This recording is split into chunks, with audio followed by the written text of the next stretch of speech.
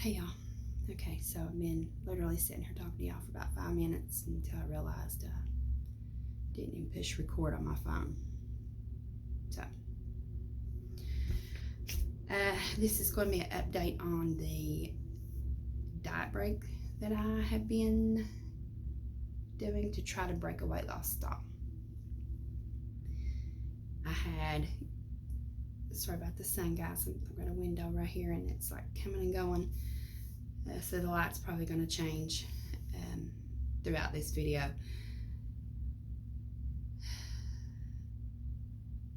Lost my train of thought that fast. I had gastric sleeve surgery. That's what I did on June the 23rd with Dr. Samuel Rossi in Charleston, West Virginia. My high weight was 259.6. Day of surgery, I weighed in at 247.6. I'm 5 foot 4 inches, 45 years old. Last time I did an update for you guys, I think I was about to start the diet break or had just started it. I can't remember. Go back and check out that video. I remember I was in my truck, get ready to go for a walk. Yeah, and I was rambling on about all sorts of stuff, which is what I tend to do, but even with notes, I mean, it's just who I am, okay? So on August the 23rd, I started implementing a diet break. You'll hear a lot of people talking about reverse diet breaks, cheat days, and refeeds, and to my knowledge, the main difference in all those is just the amount of time that you're making the change. So for me, calling it a diet break because according to what I've read, that kind of fits what I'm doing. If I'm wrong, then I'm just wrong, and we're just going to move along. Basically, what it looks like is people, when they go on a diet break, they just really eat at their maintenance calories after being in a calorie deficit for an extended amount of time, which applies to me as a weight loss surgery patient. The thing that I found tricky, especially in the beginning, and I knew that it would be actually being able to eat my maintenance calories. Because if you know anything about, weight loss surgery, the sleeve, like my stomach is literally like the size of a banana. And so as much stuff just don't fit in there how I used to. So I kind of knew going in that it was going to be damn near impossible for me to get the number of calories in that I needed to get in with healthy foods. And let me just go ahead and put this disclaimer out there too, because I'm seeing this a lot all over the internet about people just, well, I don't know if there's a nice way to say it, but getting real butt hurt over just how things, are worded sometimes. I'm not on here to try to offend anybody or, trigger any kind of issues for anybody. And I hear so many people say,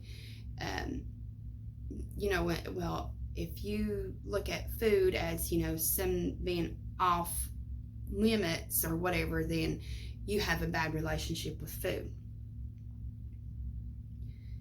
I don't feel that I have a bad relationship with food, but plain and simple, there just are some foods that's gonna make you fat faster than others. And I probably wasn't even supposed to say that either, the word fat. Look, I'm old school, okay? If something comes out of my mouth that, by today's standard is considered too diet cultural, whatever. Apparently that's a bad thing too. Y'all just look over me, okay? I just talk how I talk, and that's just going to be that. So yeah, if I eat a salad every day, as long as I'm not, like putting a bunch of extra stuff on it, I'm probably not going to be in much of a surplus. But if I eat a cheeseburger every day, I guarantee you that's just going to catch up with me.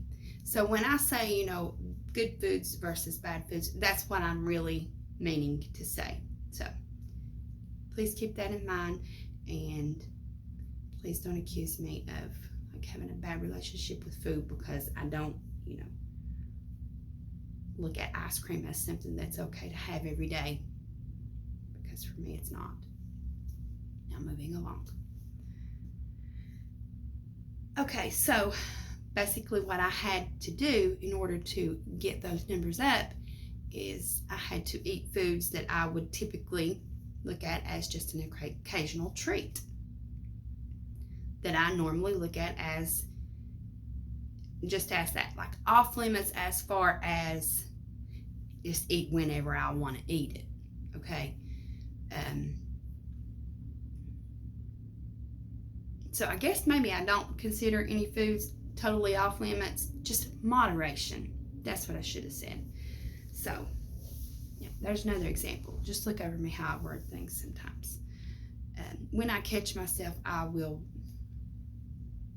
correct myself. Sorry about the lighting again, y'all. Okay, anyway, I knew it was going to be impossible for me to get the number of calories in with healthy foods. Whatever that looks like to you is what it looks like to you. What healthy looks like to me, it was going to be hard to do. So I had to eat more cheeseburgers than I normally would. This diet break taught me that sugar actually does not hurt my stomach anymore. I can totally eat sugar and not have dumping syndrome. That might be one thing that I wish I didn't know, but I got the revelation now, y'all. So, okay, so normally, this light is aggravating me. Y'all got y'all sitting on a Starbucks cup. I can't even move it, so hopefully it'll change here in a minute. My normal calories, still, keep in mind, VSG, after a year out, even still, typically fall between 1,000 to 1,200 calories. Some people will say that that's too low, and other people, that I talk to that have had VSG about the same time as me are eating the same, and some people can't even eat that much. Now, I do drink Premier protein shakes. Those have 160 calories a piece in them. I usually have at least 2 of those a day. So, that means that the liquid is going to go through my sleeve better, but I'm still getting those calories in. So I have to count them. But they make me full as if I have had a meal. And I feel better after having something to drink versus my stomach feeling full from food. And I have heard different VSG people say the same. And for some, it's the opposite. Everybody's journey is going to be different no matter what tools you use to reach your goals. Nobody's going to be the same. So, when I started, my weight initially, it dipped down, which kind of shocked me, to be honest. I know that your weight, can do some crazy things. Anytime you introduce a change, you implement any kind of change. But the reason that it shocked me is because the foods that I was eating were higher in sodium than what I typically eat. So I really thought that the scale was going to jump up just because of some water weight. But no, it went down. It dipped down as far as, I'm wanting to say 167 before it started climbing back up towards the end of week 1. I am a daily weigher, and it's fine with me. It doesn't do anything to me, affect my day, do anything to my mental state. I look at it as information, and I just go on about my day. Now, if you can't get on the scale and be okay with what it says either way, if it's, you know, to the point where like you're just in a mood all day over it, then don't weigh daily. Stay off of it. Okay. Well, that's not notes. That's what I need to pack for our trip. Oh, I'll tell you, I'm a mess. I ain't even got my notes in order. Okay, so my maintenance range of calories for my current weight, well, for my starting weight at the beginning of this, is around 2,200. So I basically was trying to double my calories, and you'll hear some people say, you know, gradually go into that and add the calories. To me, now keep in mind, I'm not an expert in none of this. I just, you know, if something don't sound right, I just convince myself of how it sounds right, and that's what I do for me. Sometimes I'm right and it works out. Sometimes I'm not right and it don't work out. Live and learn, right? But to me, you know, I was doing this to break a plateau, which, you know, I'm quite positive that my body, you know, was in like some metabolic adaptation after being in such a low deficit for so long. And so I thought, you know, I'm not going to implement this slowly because I'm just doing a diet break. And, you know, the whole issue is that my body's adapted to something. Why am I going to add, you know, calories back in slowly and let it adapt to that too? No, I want to, you know, give it a jolt, like shake it, you know. Go online, you'll find different calculators to tell you how many calories you should eat a day to maintain, to lose weight. You'll see, I think, like mild weight loss, moderate weight loss, and extreme weight loss. You do with what you want with those numbers. But my suggestion is to know your BMR, and this is going, you know, this is not going to apply to people who are bariatric patients, more than likely, especially depending on how far you are out from surgery. Find out your BMR. That's your basal metabolic rate. That is the number of calories that your body, you know, that it takes for your body to function normally. Find that number. And it's suggested that you don't eat below that number for an extended amount of time. Now, as again, bariatric patient, I keep going back to that. We are definitely eating under our BMR. My TDEE and yours, we're definitely eating under that. That is your total daily energy expenditure. Mine, my TDEE with no exercise is 1,700. When I calculate my normal exercise in, it bumps it up to 2,200, which is my maintenance on the other calculator. So it, to me, that was kind of confirmation. Okay, that is, yeah, that those numbers matched. So my TDEE, if you take that number that is 1,700 and you deduct it from my maintenance, which is 2,200, that's a 500 calorie difference. It's recommended that you do at least, you know, or for mild weight loss, 500 calorie deficit per day. So those numbers, again, added up. but you can drop it a little more, cause a bigger deficit. If you are bariatric, you've already done that. You're already doing that probably still. So I went by the extreme weight loss when calculating my calories. Now that my calories need to come back down. I'm in I just started week 5, I think. Did I say that already? Yeah. I'm talking about the difference in the calories that I ate that first 2 weeks, which I bumped up, versus now. So my calories for extreme weight loss. Now, again, I'm not telling y'all to do this because it is suggested that you do not go under your BMR number, especially for an extended amount of time. But again, bariatric surgery kind of throws that out the window. It don't matter how you slice it or dice it. It just does, okay? Okay, y'all. Sorry. Got a phone call. So you're going to find your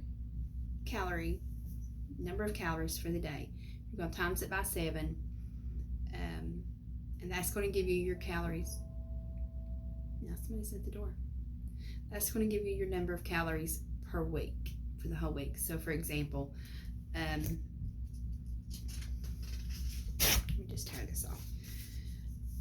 My daily calories with a 500 calorie deficit would be 1,700. Times that by 7, that gives me 11,900 calories for the week.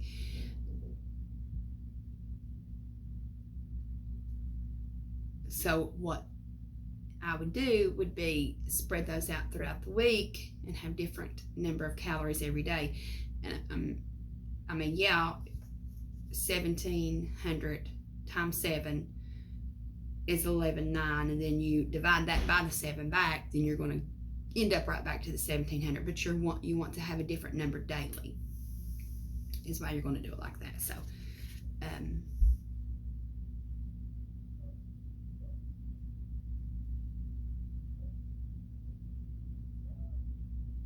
y'all hear that? Yeah, I'm nice to everybody. Whoever just slammed my front door, I'm about to see him on the ring. Jesus. Bring it back down, Mandy. Bring it back down. Okay.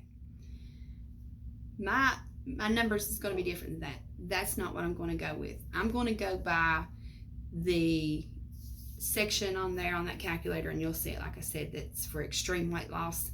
And I'm not telling you to do that, but as a VSG patient, weight loss surgery patient, I feel it's going to be just fine for me to do it. It's actually putting me back in the range of what I've been used to eating at for the past year. So I'm basically going back to normal, but just not in a straight line of calorie numbers a day. I'm going to, cycle them. It's calorie cycling. So, for example, on Mondays, Wednesdays, and Fridays, I'll be in 1,200 calories.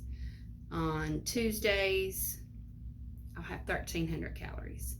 And Saturdays, I've got myself down for 1,400 calories because that's usually when, all the kids are here and we barbecue. And so that allows me just a little bit more room to, maybe have a little something.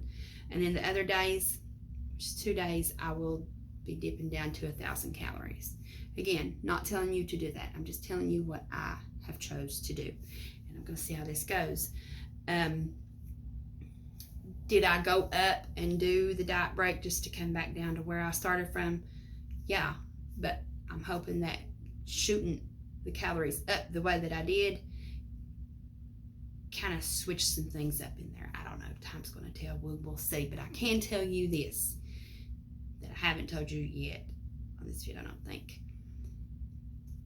I'm at the end of week 4 going into week 5, and I am at the same exact weight as what I started, but I look different, y'all. My measurements are different. Scale says the same thing, but I look different, which means that I've probably lost some body fat, because when you talk about your weight, you talk about just overall, you're talking about your water weight and just, well, everything, just everything. But because I've lost inches, I'm kind of thinking, I've lost some body fat, which is my goal. The scale is only one tool. Look at how your clothes are fitting you. Get you a tape measure. Take pictures. I was kind of like, I don't know if I really say I got in my head about it when, I seen, okay, well, I'm just right back to where I started. But again, I've still got a few weeks to go. But when I took those pictures this morning, I thought, okay, I see it. So I highly recommend taking some pictures. And if I've got enough nerve, if I get my bravery up, it's not right. Y'all know what I mean. I may insert those pictures to show you guys. I see the difference. I feel the difference. Yeah. So, I mean, something's worked. Something's working. And again, I'm still, I still got a few weeks to go, so I'm going to see what happens. Continue to do the cycling. Actually, I just started the calorie cycling this week. Did I tell you guys that? Probably not. So let me backtrack, just because sometimes I think I said something and I didn't, and then sometimes I repeat myself. So week 1 and 2, I worked my way up to maintenance. Week 3, I ate around 1,700 calories just every day. Same for week 4. Now week 5 is when I'm starting the cycling. Again, Mondays, 1,200 calories, Tuesdays, 13, then 12, 1,000, 1,200, 14, and then 1,000. That's my plan. Not counting carbs. I'm mindful of them. I look at them on my app that I use to track. Yes, I do still track. I don't think that something's wrong with me for doing that. Again, to me, it's data. I need that to see, like if something starts going over in left field, I need to be able to go back and say, oh, okay, that's why. That's the only reason I do that. And I don't even know why I felt the need to justify that. If you want to track. If it works for you, do it. If you want to write everything down in a notebook, I have a friend who does that. She prefers, pen and paper. That works for her. Do that. Do what works for you, and don't let anybody tell you any different, okay? So, is this going to work for me? I don't know. This is the first time I've ever done this in this manner. Now, I have done refeed days back in the day when I was lifting weights, after a cut. This is different in the sense that, it's been dragged out. So it's a diet break. Yeah. Okay. I'm going to go ahead and end this because I feel like I'm just saying a whole lot of nothing now at this point. I'm going to come back in with another update on you guys, for you guys. Hopefully, I'll have good news and I won't be so rambly. The phone won't be ringing off the hook. People won't be knocking on the front door like they're the damn police and it's slamming my screen door because I didn't come and answer. And I will get to the bottom of that, I promise you. Maybe all that won't be going on and I can at least seem like, I'm not some crazy woman to y'all for a change. But anyway, thank you for watching. If you've not subscribed yet, I appreciate it if you would do that. I'm going to be sharing some things with my upcoming Tummy Tuck as far as stuff that I bought, questions that I feel like need to be asked if if you're going through that journey, I'm looking for a plastic surgeon, all the things that I have done. And then after my surgery, of course, I'll keep you guys updated on progress with that, and some videos pertaining to maybe things that I bought that I didn't feel was necessary, or the whole hospital bag. I am staying overnight. I know most people don't do that after a tummy tuck, but my surgeon is like, no girl, you're staying. So I'm staying. So, okay, if you've not subscribed, go ahead and do that. And you see that little bell, go ahead and click that, and you'll be notified when I post another update, hopefully with some great news.